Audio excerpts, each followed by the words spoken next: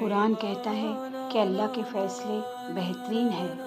جو چیز تمہارے دل کی خواہش ہے، جو تمہاری دعاؤں کا مرکز ہے، جو تمہارے دلوں کو بے چین کر دیتی ہے، وہ تم تک ضرور آئے گی۔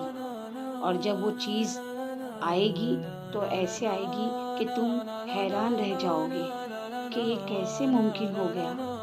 یقین رکھیے، اللہ کے خزانے لامحدود ہے، اس کی رحمت بے حساب ہے اور اس کی قدرت سب پر غالب ہے۔